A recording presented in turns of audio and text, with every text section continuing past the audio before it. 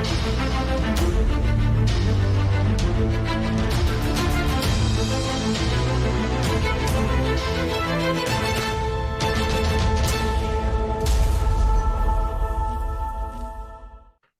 бинандагони арҷуманди ютуб канали Фаросу ва сипос аз ин ки моро мебинед. баъд аз чанд муддат таваққуф ба суҳбати тозаи мо хуш омадед. инак ба Канада ба суроғи нафаре меравем ки чанде пеш ба суроғи тоҷикистони азизи мо омада буд.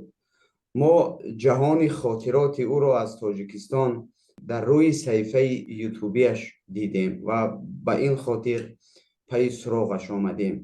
инак дар суҳбати мо каёни покдил аз бародарони ормонгарою арзишгарои мо аз эрони бузург ҳастанд ки бештар аз ӯ дар бораи ҷузъиёти сафараш ва дигар хотироте ки аз тоҷикистон бо худ бурд пурсон мешавем. ҷаноби каёни покдил хуш омадед. бисёр хушам ки суҳбати моро пазируфтед ва инак шуморо бо худ дорам. мехостам каме дар бораи худ гуфта бошед то шахсияту кору пайкори шумо барои бинандагони мо рӯшантар бишавад. درود بر شما. خیلی ممنونم از اینکه فرصت این گفتگو رو فراهم کردید. سلام جناب آقای فردوس.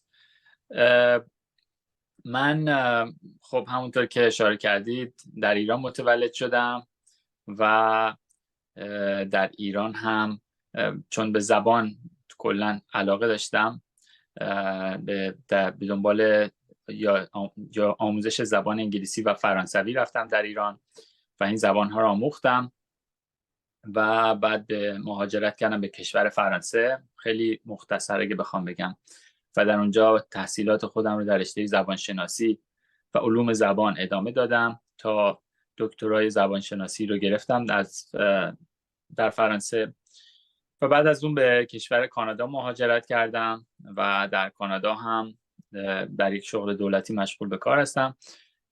اما علاقه بسیار زیادی به زبان و هویت زبان پارسی و هویت ایرانی خودم دارم و فکر میکنم که یک جور مسئولیتی دارم و همه ما داریم برای اینکه کاری بکنیم در جهت پاسداری از هویت خودمون و زبان خودمون.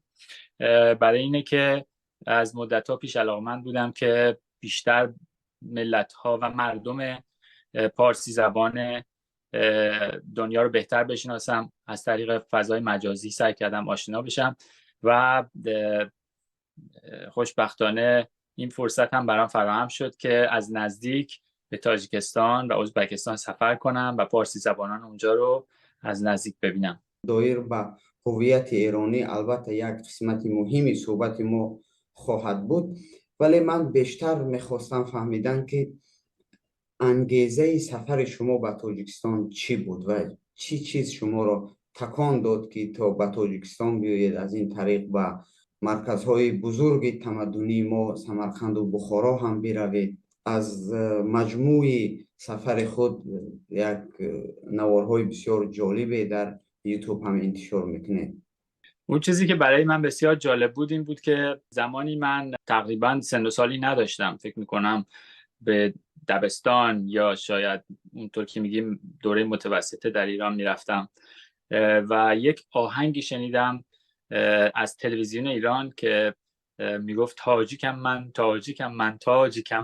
این آهنگ بود که اون زمان این برای من اون لهجه تفاوت لهجه‌ای که این کسی که این آهنگو میخوند داشت، حالا که این آهنگو خیلی خوشم اومد در اون زمان و از اون تفاوت لهجه خیلی خوشم اومد. گفتم که چقدر زیبا، چقدر قشنگ. مثلا میگفت به جای رو میگفت رو، رو همون رفتن رو میگفت رو و من خیلی برام جذاب بود چون میگم از بچگی کلا به مبحث زبان علاقه داشتم. گفتم چقدر جالب، پس مردمی هستن که پارسی زبانن و اونو با یک لهجه یا گویش متفاوتی صحبت میکنن. از همون زمان علاقه‌مند شدم. بعد که زندگی من رو به قول معروف به کشورها و جاهای مختلفی برد، هنوز این علاقه در وجود من بود و اون وقت بود که از طریق هنرهای مردم تاجیک، مخصوصا خوانندگان تاجیک، گوش میکردم به آوازهای تاجیکی و همینطور مردم افغانستان به آوازها و ترانه‌های اونها گوش میکردم و این برای من همیشه جذاب بود و پیش خودم فکر میکردم که این مردمی هستند که در واقع از خود ما هستند، مردمی هستند که یک فرهنگ دارند و اینو میشه از زبان دید. یعنی زبان یک عامل مهمی است در ایجاد هویت و فرهنگ، همونجوری که حالا اشاره کردیم بهش. فکر میکردم که خیلی برام جذاب بود که بیشتر راجع به مردم تاجیکستان بدونم و از نزدیک اونها رو ببینم. مدت‌ها، شاید سال‌ها این در ذهن من بود و منتظر فرصتی بودم که به این کشور سفر کنم. وقتی که سفر کردم خیلی زیباتر و بهتر از اون چیزی بود که تصور میکردم. امیدواریم که این سفر آغاز سفرهای بسیار پرنتیجه دیگر خواهد بود. ولی یک چیز جالب است که شما آمدید و برگشتید و ما میبینیم چند ماه پی هم شما نوارهای تازه به تازه میگذارید از جریان سفر خود. همین غایه و ایده از کجا به ذهن شما آمد؟ شما همین کار کردید و دوام میدهید تا حال؟ بله، این ایده از اینجا به ذهن من آمد که دوستان من قبل از اینکه به تاجیکستان برم از من میپرسیدن که چرا به تاجیکستان میری؟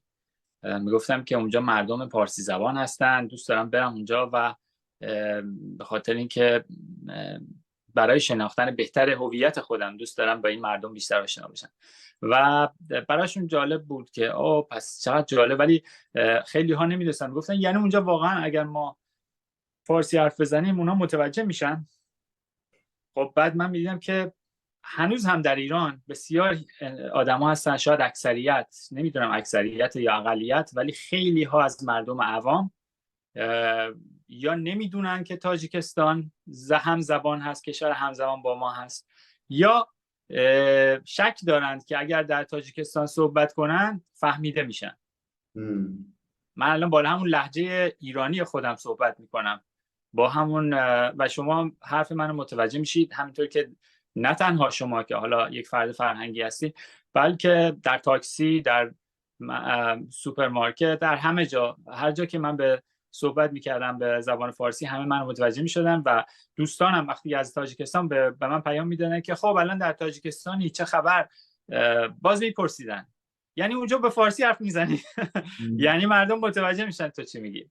پس این اولین دلیلش همینه که احساس میکنم که آگاهی بسیار کمه، آگاهی که ما باید از هم داشته باشیم، ملت‌های پارسی زبان. حالا بعد در ادامه خواهم گفت که چرا اینقدر مهمه که این آگاهی رو ما داشته باشیم، ولی در درجه اول این آگاهی بخشی رو من فکر کردم خیلی وظیفه دارم انجام بدم، چون این فرصت برام پیش اومده که برم و نزدیک و دوستان خوبی در تاجیکستان پیدا کردم و فرصتایی بود که دوست داشتم با بقیه ایرانی‌ها و همینطور با بقیه تاجیک‌ها و افغانستانی‌ها، کلاً با همه فارسی زبانان در سراسر دنیا به اشتراک بذارم تا ما بهتر از این از خودمون آگاه‌تر باشیم.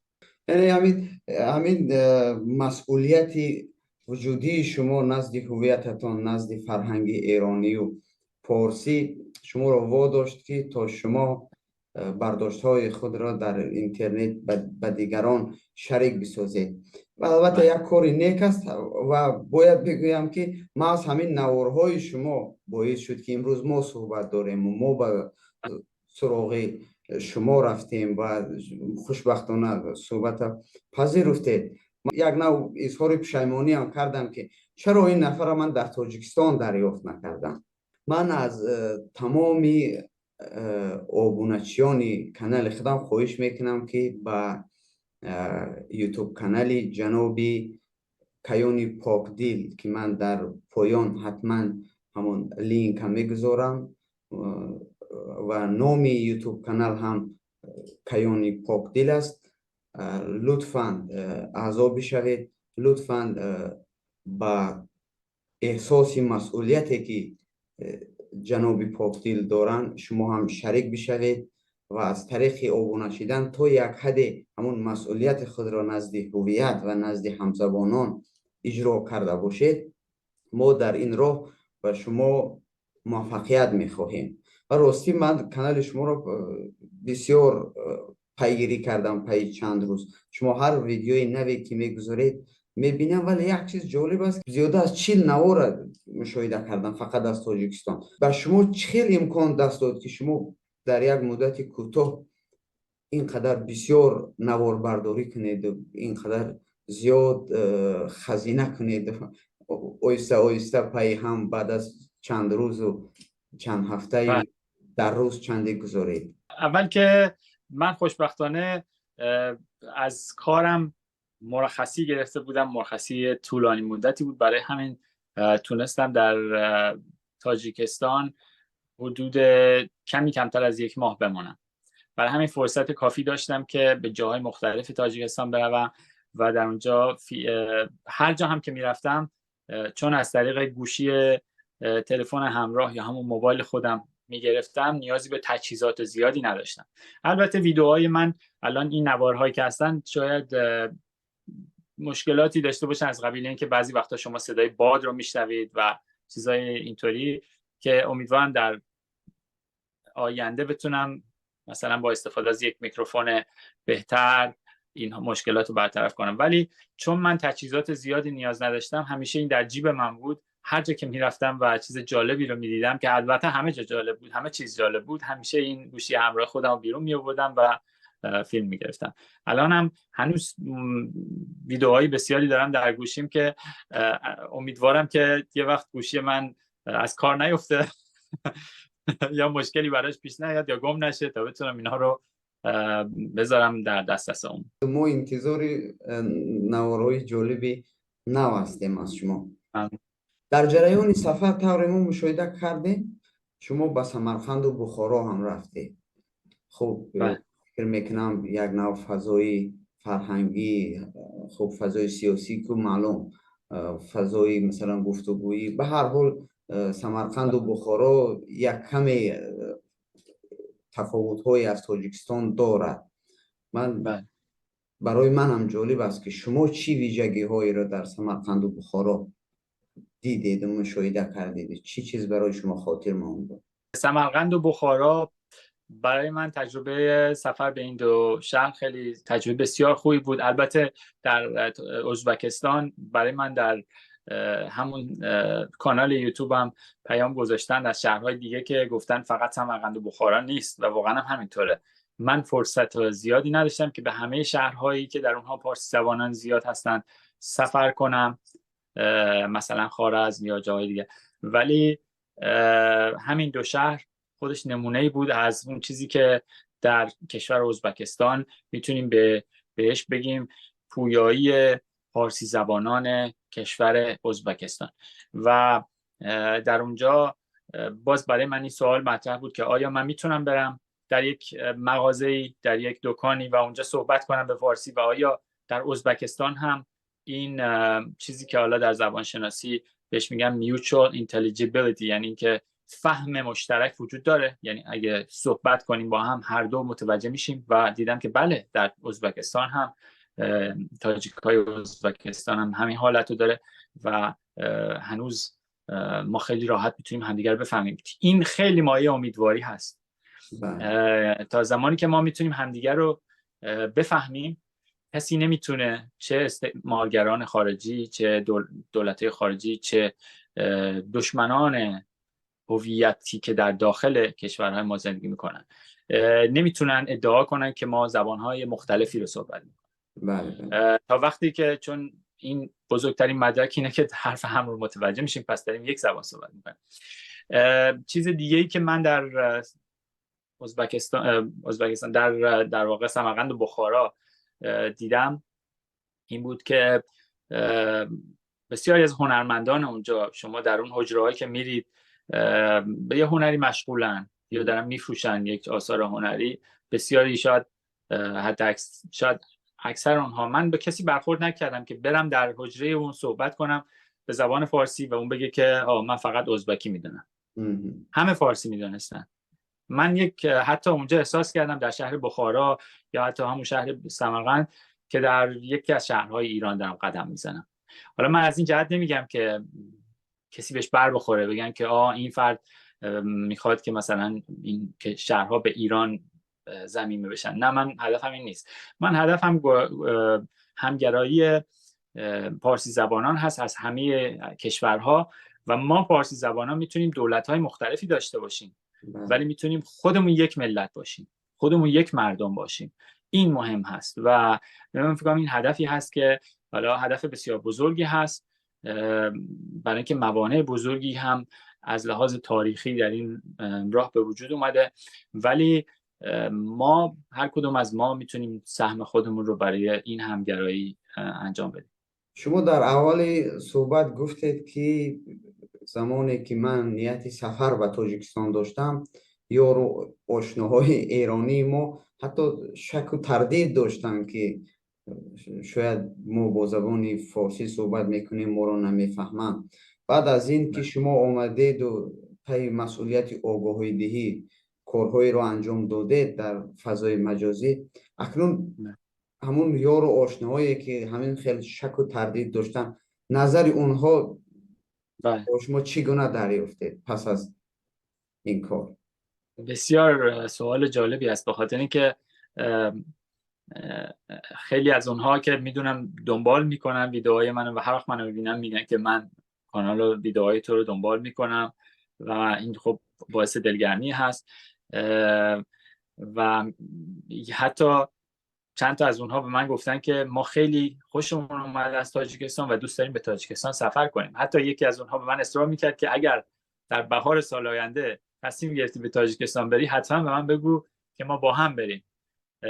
پس این نشون میده که این اثر خودش رو میذاره و علاقه مردم رو بیشتر میکنه، نه تنها آگاهی رو بیشتر میکنه بلکه علاقه مشترک به همدیگر رو بیشتر میکنه. بله، من فکر میکنم یکی از همون وسیله های بسیار مهمی که میتواند همگرایی ما رو بسیار قوی سازد این دید و بازدید از یک دیگر است، یا از جای هست یا از همون علاقه رفت و آمد نزدیک، روابط نزدیک است و توریسم در این زمینه نقشی بسیار کلیدی خواهد بازید که ما سر این مسئله صحبت خواهیم داشت روزی حتما. شما گفتید که از روی عشق و علاقه که هنوز از زمان نورسی و جوانی داشتید این مسائل زبان بود و من فکر میکنم در این زمینه شما کارهای پژوهشی هم انجام دادید.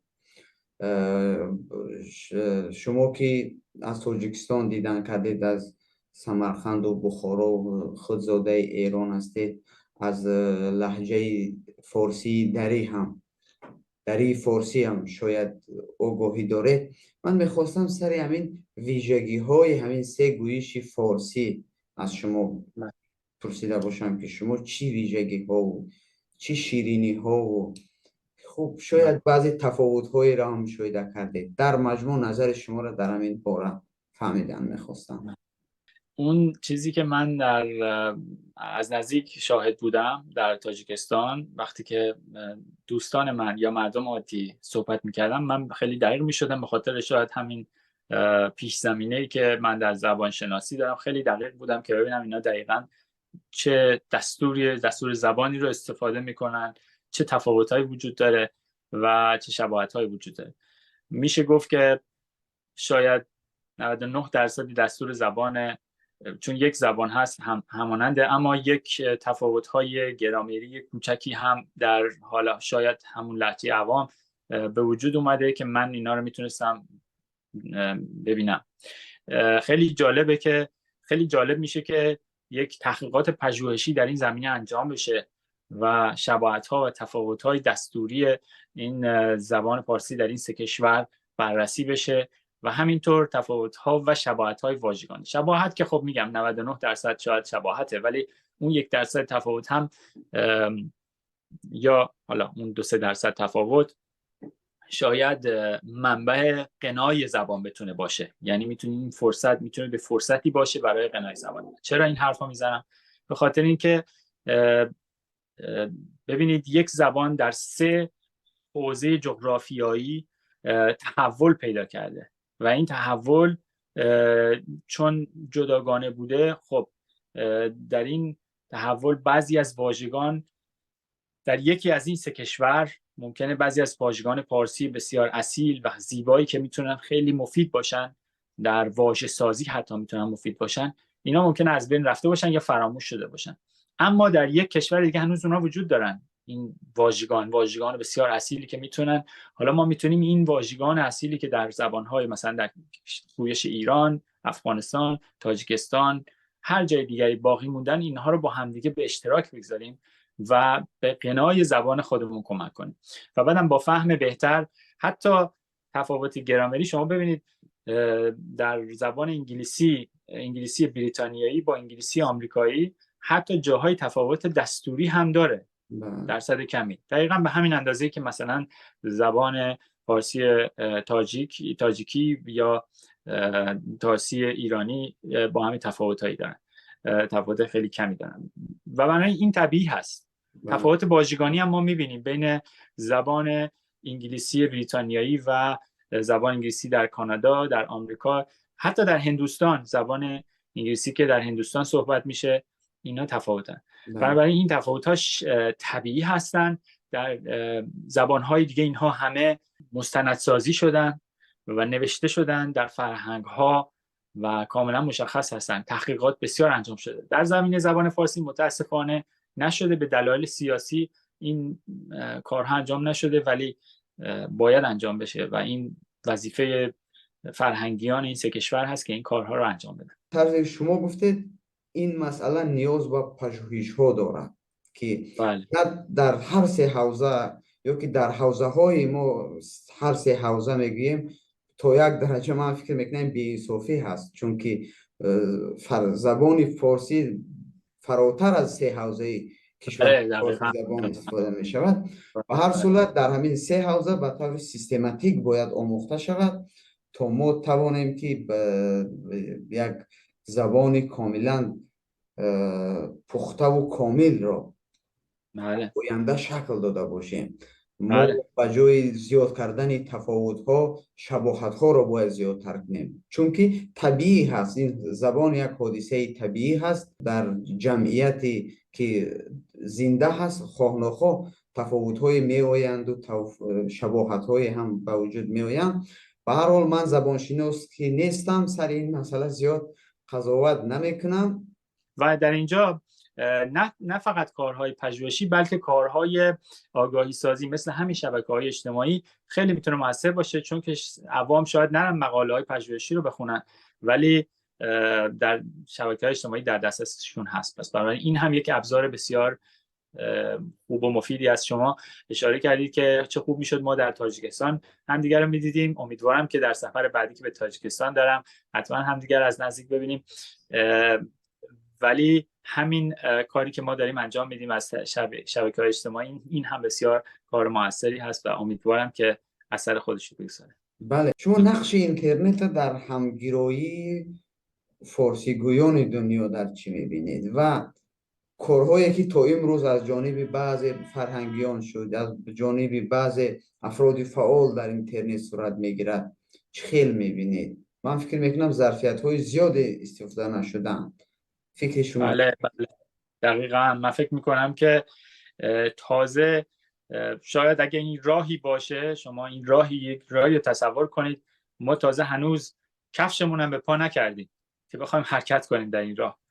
خب خیلی کار میشه انجام بشه، خیلی ظرفیت وجود داره که انجام نشده و تازه اول راهیم. شما وقتی که در این جستجو میکنید در این شبکه‌های اجتماعی، خیلی از چیزایی که پیدا میکنید یا متاسفانه شوربختانه اینها میبینید که دارن دامن میزنن به تفاوت‌ها، یه عده‌ای که واقعا میخوان این تفاوت‌ها وجود داشته باشه و اون جایی که از همگرایی صحبت میشه، اون جایی که ارتباط دوستانه و ارتباط واقعی هویتی باید برقرار بشه، میبینید که چقدر اینا کم هستن. این محتوای چنینی در فضای شبکه‌های اجتماعی که امیدوارم که با گسترش آگاهی خیلی خیلی بیشتر بشه، جایی برسه که دیگه سیاسیون نتونند یا سیاسیون یا بدخواهان نتونند که فاصله بندازن. انقدر مردم یک خود رو همدل باشن با همدیگه که این به یک چیز بدیهی تبدیل بشه که ما همه یک مردمیم. بله. و اگه به این چیز بدیهی برسیم، اون وقت دیگه همه سیاست هم به دنبال مردم مجبور میشه حرکت کنه. درست است، کاملا ما با این فکر موافقیم 100%. از اون که کمکاری کردیم برای بیشتر رابطه داشتن از طریق شبکه‌های اجتماعی مخصوصا اینترنت، باز یاد باید نبراریم که ما بدخواهان کم نداشتیم، نداریم و نخواهیم داشت. میخوام یک مثال بزنم در همین زمینه که من زیاد پیگیری میکنم. فضای مجازی مخصوصا شبکه‌های اجتماعی در مثال کشور افغانستان که برعلا احساس می شود که در فضای مجازی ضد زبان فارسی، ضد هویت ایرانی، ضد هویت تاجیکی در افغانستان توطئه های بسیار هدفمند و برنامه‌ریزی شده صورت میگیرد که این خود از خود برای ما یک نوع آگاهی هست که ما آگاه باشیم تا که با تفاوت ها رو از بین ببریم، نه تفاوت ها رو زیادتر کنیم، فاصله ها رو دورتر گردانیم. و ظرفیت اینترنت بسیار فراخ است، بسیار بی‌پایان است. این از ما وابسته است که ما تا کجا از همین امکانات، از همین شرایطی که امروز مهیا شده است استفاده میبریم. بله، اگر اجازه بدید من یک چیز دیگه هم اضافه کنم. این که در گذشته رسانه ها در دست فقط قدرتمندان بود و در دست حکومت ها بود و این باعث می شد که مثلا رادیو، تلویزیون و روزنامه ها اینها مردم عادی دسترسی نداشتن. رسانه‌ای نبود که همگانی باشه. اما از وقتی که اینترنت اومده و اینترنت در دسترس همگان قرار گرفته، هنوز هم قدرت ها بر همین رسانه هم چنگ اندازی میکنن هنوز و نه اینکه اینترنت دیگه فقط در دست عموم مردمه، اونها هم هنوز دارن همون کار خودشون رو انجام میدن از طریق این رسانه جدید. و اینجا تفاوت این رسانه با رسانه‌های دیگر این هست که در دسترس عوام هم هست، در دسترس ما هم هست و اینجاست که ما میتونیم جواب بدیم و خنثی‌سازی کنیم اگر توطئه‌ای هست بر علیه ما. میدونید، همه میدونیم که این استعمارگران و حتی دولت‌های استبدادی همیشه این شعار رو سر لوحه خودشون قرار دادن: تفرقه بینداز و حکومت کن. ولی آنجایی که ما به هم بپیوندیم و همگرا بشیم، اقیانوسی خواهیم شد که دیگه آینده رو مردم مشخص خواهند کرد، خود ملت ها. می شود که در آینده مثلا صحبت‌های گروهی در موضوعهای مشخص، چون ما موضوعهای زیادی داریم که سر اونها باید گفت، تاکید کرد، آگاهی دهی نمود. از طریق زوم هست، از طریق اسکایپ هست، و وسیله‌های زیاده هستند که ما میتونیم صحبت و گفتمان‌های بسیار سودبخش انجام دهیم. ولی علت رو در چی میدونید که چرا همین گونه صحبت‌ها کمند؟ علاوه کردن میخوام که یک نوع بین حوزه تاجیکستان و حوزه افغانستان تا یک حدی زیادتر است، اما حوزه ایران و عموما ایرانیان خارج از ایران همین مسئله بسیار کم به نظر میرسد. علت شما در چی میبینید؟ علت رو من بیشتر در سیاست میبینم. خب درست است، سیاست ها کار خود را میکنن و عامل سیاسی هم تاثیرگذار هست به این مسئله. این استثنا نیست و فراتر از عامل سیاسی این عامل‌های گئوسیاسی هم هستند، عامل‌های تمدنی هم هستند. ولی به هر حال قدر فرهنگیان در زمینه همبستگی و اتحاد کار کنند، این میتواند ثمره بخش باشد و برای دورنمای دراز مدت هم مساعدت بسیار فعال کرده باشد.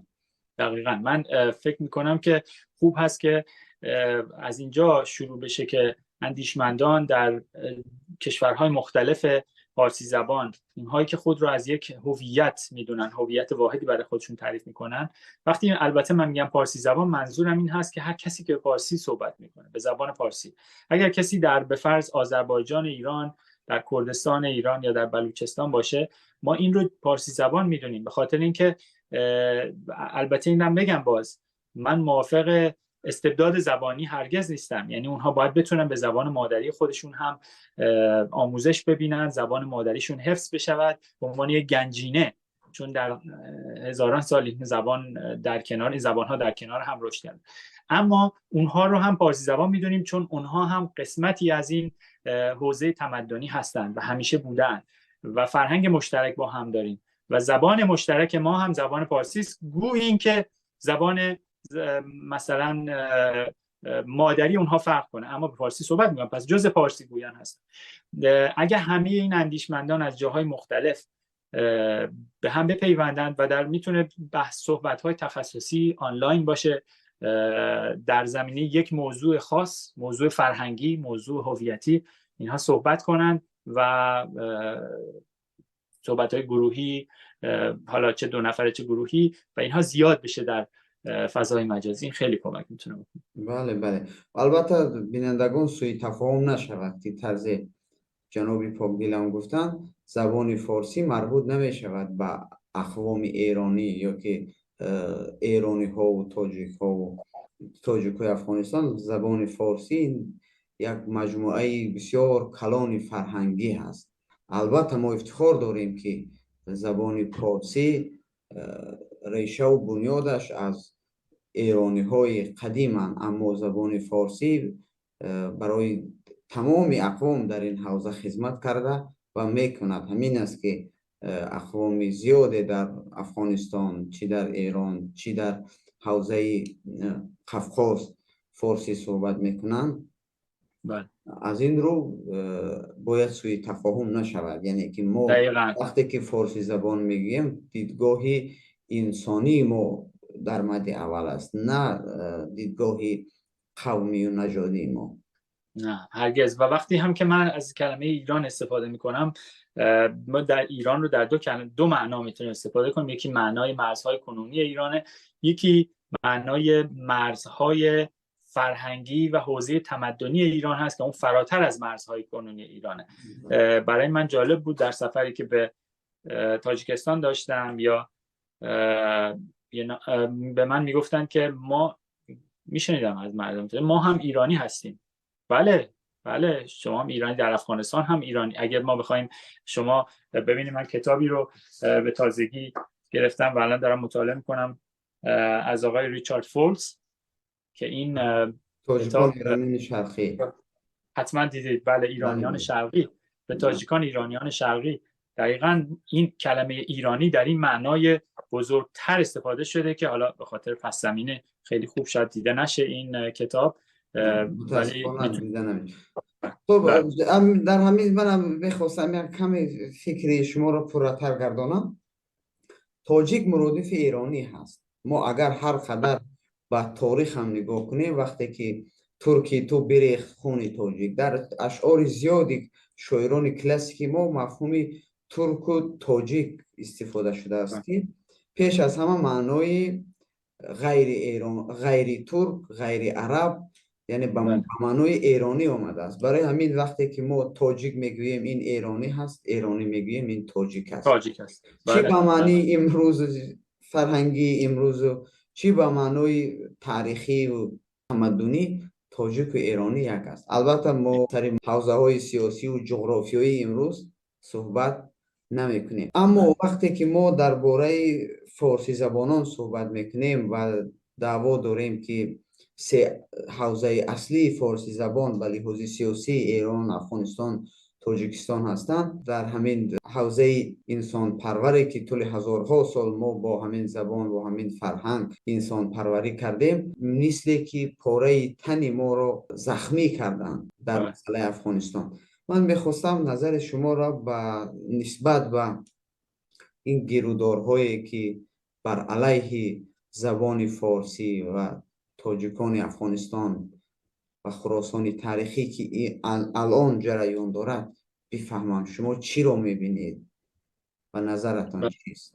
من اون چیزی که میبینم این هست که همونطور که شما گفتید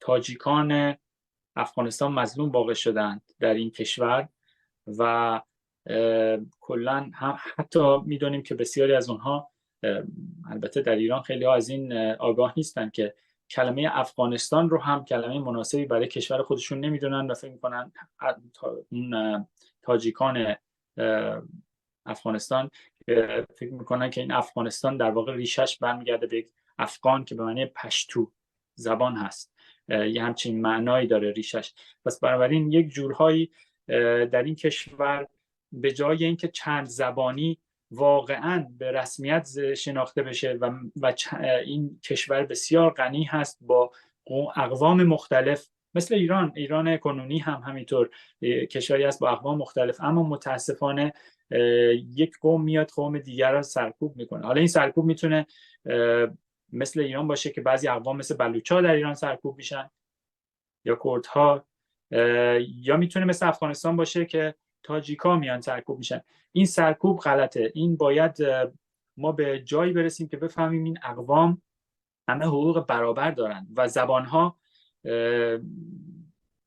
وقتی که زبان فارسی زبان رسمی افغانستان هست، این باید دشمنی با این در واقع کنار گذاشته بشه و این رو بذارن که فارسی زبانان اونجا بتونن به رشد خودشون ادامه بدن. البته مشکل افغانستان همونطور که میدونیم مشکل قومی‌گرایی، مشکل مذهب‌گرایی افراطی، اینها هستن که زخمی هستن بر هویت ما فارسی زبانان و از ما در ایران، در تاجیکستان، در همه کشورها وظیفه خودمون داریم که باید بدونیم که غم افغانستان رو بخوریم.